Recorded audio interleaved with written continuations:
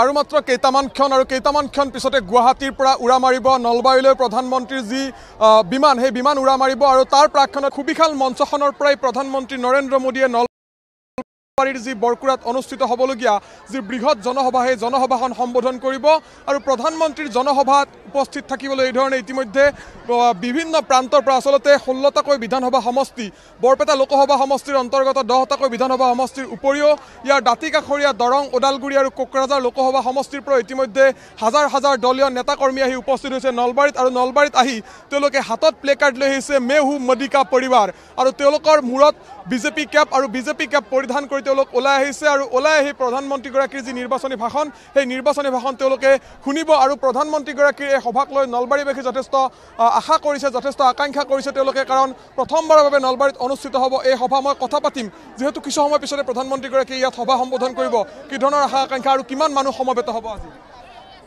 ইয়াতে 1 লাখ মানুহ সমাগম হ'ব। নৰেন্দ্ৰ মোদী ডাঙৰীয়া নলবাৰীত আহিছে, আমাৰ নলবাৰীৰ মানুহ উৎফুল্লিত হৈ গৈছে, নলবাৰীৰ মানুহ উৎফুল্লিত হৈ গৈছে। আকৌ এবাৰ মোদী চৰকাৰ, ইয়াৰ কোনো বিকল্প নাই আৰু মোদী চৰকাৰ পুনৰ একবাৰ। আৰু নলবাৰীৰ মানুহ দেখিছে ইমান বোকা পানী, তথাপিতো নলবাৰীৰ মানুহ আহি কিমান উৎফুল্লিত, এই বোকা পানীৰ মাজত আহি বহি আছে। মই সেই দৃশ্যটো অকণমান দেখুৱাই ল'ম। আচলতে বোকা পানী আমি ইতিমধ্যে উল্লেখ কৰিছোঁ, কালিৰ দিনটোতো দেখুৱাইছিলোঁ, আৰু আজি পুৱাৰ ভাগতো যি মুখলধাৰ বৰষুণ আছিল, সেই মুখলধাৰ বৰষুণৰ ফলত ইয়াত বিভিন্ন স্থানত আচলতে এই ধৰণে পানী জমা হোৱা পৰিলক্ষিত হৈছে।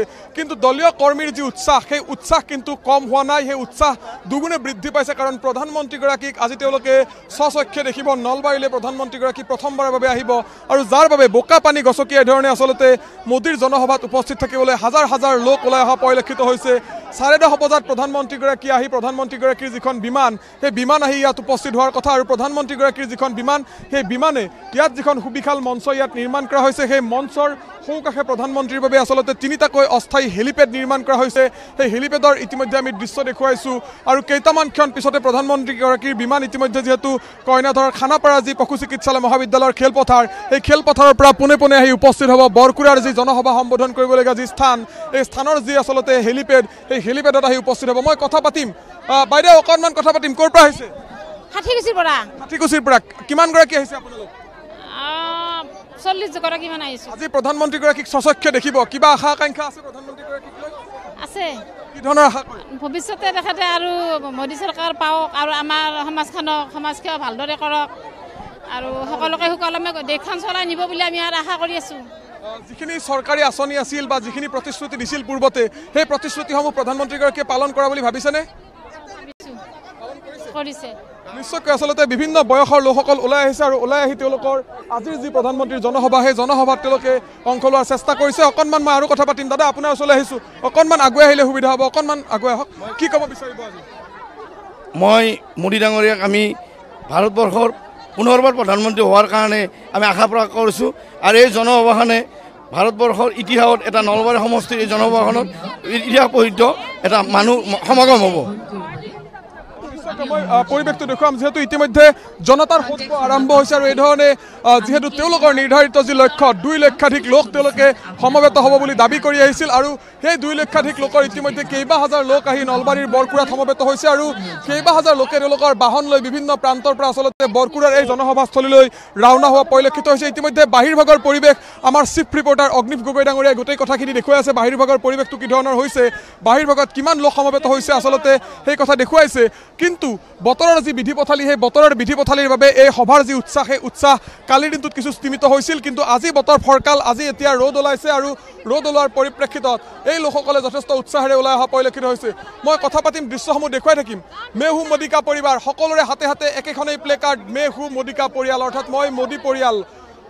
বাইদেউ অকণমান কথা পাতিম, আপুনি স্বেচ্ছাসেৱকৰ দায়িত্বত আছে, কি ক'ব বিচাৰিব? কিছু সময় পিছতে প্ৰধানমন্ত্ৰীগৰাকী আহি উপস্থিত হ'ব ইয়াত।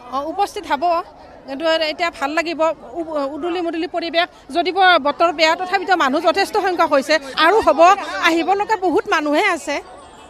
অকণমান মই আপোনাৰ ওচৰলৈ আহিছোঁ, অকণমান কথা পাতিম, অকণমান আগুৱাই আহিলে সুবিধা হ'ব, যিহেতু ইতিমধ্যে কেইবা হাজাৰ লোক আহি প্ৰৱেশ কৰিছে, আৰু কেইবা হাজাৰ লোক ইয়াত সমবেত হ'ব। কি ক'ব বিচাৰিব?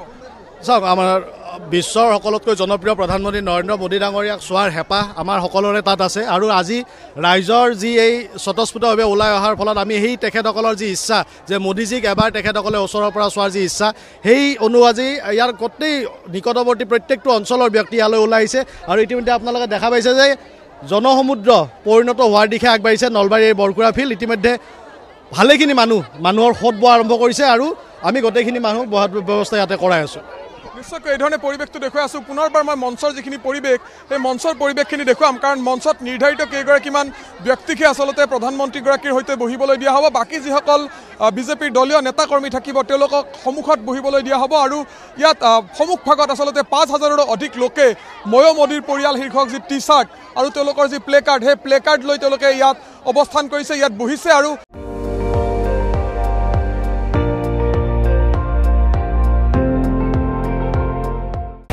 আপুনি চাই আছে ND24 সৰ্বশ্ৰেষ্ঠ নহয় সৰ্বোত্তমৰ দৌৰ